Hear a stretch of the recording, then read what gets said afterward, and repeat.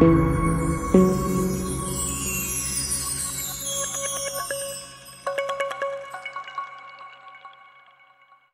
شخص نے چڑیا پکڑنے کے لیے جال بچھایا۔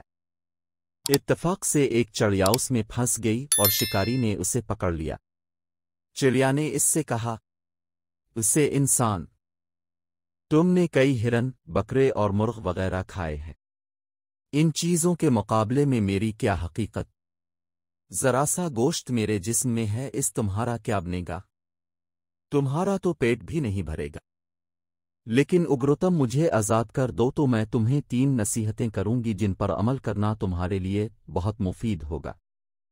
ان میں سے ایک نصیحت تو میں ابھی کروں گی، جبکہ دوسری اس وقت جب تم مجھے چھوڑ دو گے اور میں دیوار پر جا بیٹھوں گی۔ اس کے بعد تیسری اور آخری نصیحت اس وقت کروں گی جب دیوار سے اڑ کر سامنے درخت کی شاخ پر جا بیٹھوں گی۔ اس شخص کے دل میں تجس پیدا ایوا کہ نہ جانے چڑیا کیا فائدہ مند نصیحتیں کرے۔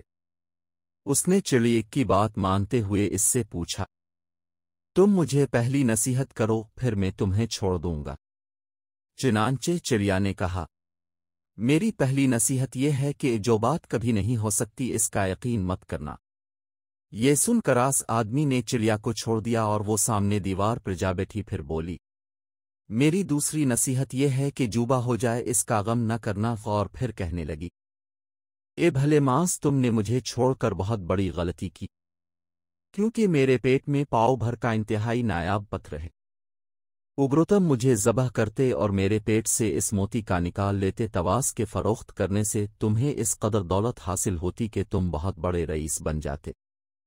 اس شخص نے جو یہ بات سنی تو لگا افسوس کرنے اور پچھتایا کہ اس نے چڑیا کو چھوڑ کر اپنی زندگی کی بہت بڑی غلطی کی۔ اگر اسے نہ چھوڑتا تو میری زندگی سانور جاتی۔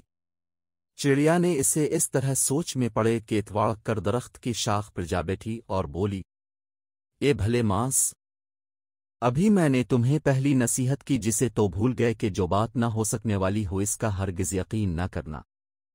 لیکن تم نے میری اس بات کا اعتبار کر لیا کہ میں چھٹانک بھر وزن رکھنے والی چڑیا اپنے پیٹ میں پاؤ وزن کا موتی رکھتی ہوں۔ کیا یہ ممکن ہے؟ میں نے تمہیں دوسری نصیحت یہ کی تھی کہ جو بات ہو جائے اس کا غم نہ کرنا، مگروتم نے دوسری نصیحت کا بھی کوئی اثر نہ لیا اور غم و افسوس میں مبتلا ہو گئے کہ خواہ مخواہ مجھے جانے دیا۔ تمہیں کوئی بھی نصیحت کرنا بالکل بیکار ہے۔ تم نے میری پہلی 2 نصیحتوں پر کب عمل کیا جو تیسری پر کرو گے؟ تم نصیحت کے قابل نہیں۔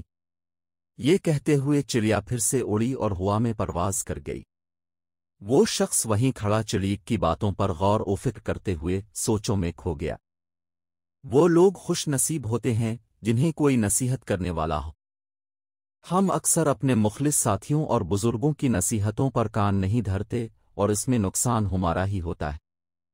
یہ نصیحتیں صرف کہنے کی باتیں نہیں ہوتی بلکہ دانائی اور دوسروں کے تجربات سے حاصل ہونے والے انمول اثاثے ہیں، جو یقیناً ہمارے لیے مشل را ثابت ہو سکتے ہیں اگر ہم ان پر عمل کریں۔